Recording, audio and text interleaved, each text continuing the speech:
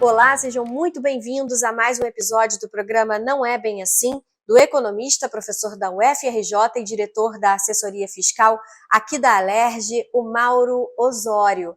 Hoje a gente vai falar sobre os resultados do PIB, do IBGE, para o ano de 2020. Você já sabe, deixa aquele like, se inscreveu no canal Alerj Digital? Ainda não? Então se inscreva. Ative o sininho para não perder nenhuma novidade e converse com a gente através do seu comentário, tá bom? Mauro, como é que você está? Tudo bem, vamos lá. Na verdade, a gente tem falta de tradição de reflexão regional do Estado do Rio de Janeiro, né? Ainda um pouco essa memória de capital, de principal referência internacional, né? Que a cidade do Rio de Janeiro tem, né? Então a gente tem pouca, aqui tem muito mais reflexão nacional e internacional do que regional. Então, agradecer muito a Alerj essa oportunidade de ter criado a assessoria fiscal, e a gente está procurando, está conseguindo produzir documentos e análises para a gente estar ajudando o desenvolvimento do Estado do Rio de Janeiro. Eu também sou muito grata a essa oportunidade. Mauro, o IBGE divulgou recentemente os resultados do PIB das unidades federativas brasileiras para o ano de 2020.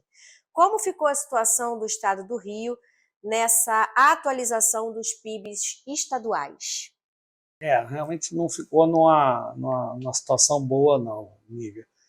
Se nós pegarmos a série mais longa que tem, com a mesma metodologia, que dá para fazer ano a ano, acompanhando, do PIB dos estados, né, unidades federativas, que a gente também incorpora a Brasília, né, a gente vai ver, em primeiro lugar, que, na verdade, desde 2002, nós fomos a economia que menos cresceu, que o PIB, que, na verdade, a produção de bens e serviços, né, do país, nos casos de cada estado, entre todas as unidades federativas, quem menos cresceu fomos nós. Quer dizer, nesse período, né, entre 2002 e 2020, no Brasil, o PIB cresceu quase 42%, e nós aqui crescemos 21,6%. Né? Então, aqui cresceu cerca de 21%, e no Brasil quase 42%, e nós estamos na 27ª posição, ou seja, estamos na lanterna em termos de crescimento, quer dizer, do PIB. E teve uma outra notícia também, quer dizer, infelizmente ruim, porque nós éramos o terceiro PIB per capita, quer dizer, o PIB por habitante, né? O PIB dividido pela população. E de 2019 para 2020 a gente tomou um tombo. A gente caiu da terceira para a sexta posição em termos de PIB por habitante. Fomos ultrapassados por Mato Grosso do Sul e Santa Catarina. Por que o resultado de 2020 foi tão ruim, Mauro? Olha, Nívia, quer dizer, como a gente tem discutido aqui, né, o Estado do Rio de Janeiro tem uma crise estrutural. Né? Desde os anos 70, infelizmente, isso não é uma novidade mais recente, nós somos a economia que menos cresce. Né? Então, a gente tem que procurar encontrar, quer dizer, caminhos, né, para a gente ver como é que a gente sai disso. E para isso que a gente tem também discutido a questão o Estado do Rio de Janeiro é uma estrutura produtiva oca, a gente tem grandes empresas aqui, mas tem poucas micro, pequenas empresas e médias empresas encadeadas a grandes empresas. Então, por exemplo, esse tombo de 2019 2020 é porque nós temos aqui extração de petróleo, né? Mas uma boa parte do refino não está aqui, uma parte, inclusive, está no exterior. Então, o que aconteceu em 2020? O preço do barril do petróleo caiu bastante. Ficou com preço médio ali em torno de $41 o barril. Né? Com isso, na verdade, como a gente tem aqui só a extração, e com isso, quando o preço do barril cai, na verdade, a extração de petróleo é uma atividade importante do Estado do Rio de Janeiro, né? Esse nosso PIB tende o quê? Até mesmo diminuindo a mínima até cair. Por isso, perdemos a terceira posição, passamos para a sexta posição. E como a gente, na verdade, às vezes as pessoas acham que o Rio de Janeiro está muito concentrado no petróleo. Na verdade, ele não está muito concentrado no petróleo, é pior. Ele está muito concentrado só na extração de petróleo, porque os fornecedores estão fora daqui. Quando o preço do barril cai, se a gente tivesse mais refinarias aqui, como o Comperj, que acabou não avançando e não tendo a refinaria feita, a Petrobras, ou a empresa que estiver refinando petróleo, fazendo derivado de petróleo, ela vai poder comprar um barril de petróleo mais barato, matéria-prima mais barata, e vai até lucrar mais. Sim. Então, uma coisa, de alguma forma, compensaria a outra. Mas como a gente não tem, quer dizer, a estrutura produtiva aqui, né, só tem a extração de petróleo, quando o preço do barril do petróleo cai, a gente acaba tendo um um desempenho do PIB muito ruim e, por isso, nós sofremos esse tombo. Então, o resultado ruim é fruto da crise estrutural no estado do Rio de Janeiro.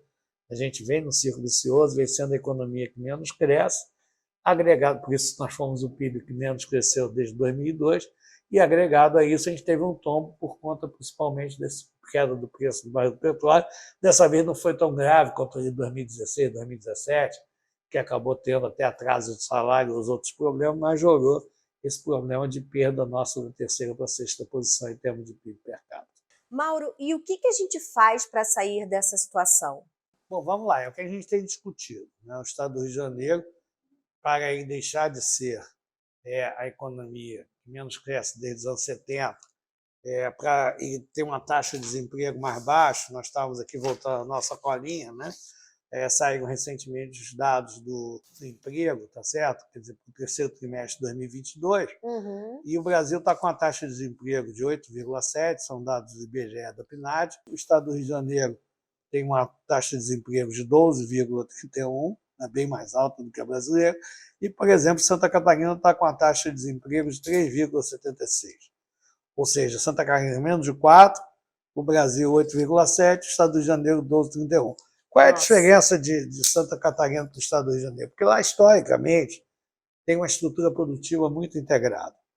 Então, aqui, enquanto a Petrobras, 75% dos fornecedores estão fora, as indústrias que tem lá, como a indústria na área de alimentação, indústria de equipamentos, enfim, de ladrilho, de azulejos, as grandes empresas lá, os fornecedores também estão lá. Então, o que a gente precisa fazer aqui? A gente precisa olhar os complexos produtivos, que a gente tem potencialidade, na área de serviços, né? No turismo, como é que a gente pode crescer nisso, no complexo petróleo e gás, no complexo da saúde, atrair fornecedores, e no complexo petróleo e gás não pode estar 75% dos fornecedores fora. Então, a gente tem que atrair essas atividades econômicas para cá. Para fazer isso, também vai ser preciso estar investindo em infraestrutura, porque tem muito lugar que ou falta energia, ou falta água, ou falta esgoto, ou falta acesso, investir e superar a questão de segurança pública, de territórios dominados. Enfim, então é olhar como é que a gente sai dessa situação, como é que o Rio sai do círculo vicioso, entra no círculo virtuoso, a sua economia passa a crescer igual ao do Brasil, ou até, eventualmente, até mais, e não deixa de ser lanterna como é desde os anos 70.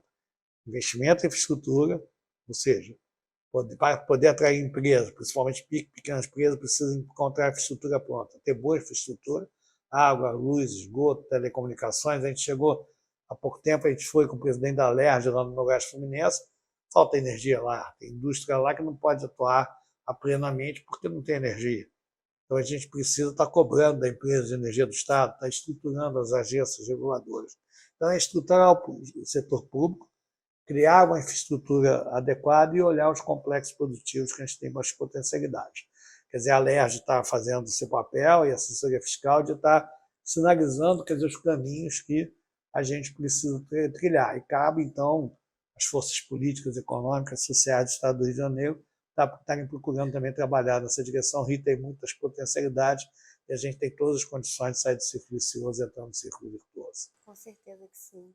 Obrigada, Mauro, Nada. por mais um bate-papo. Isso, está ótimo. Esclarecedor. Obrigado.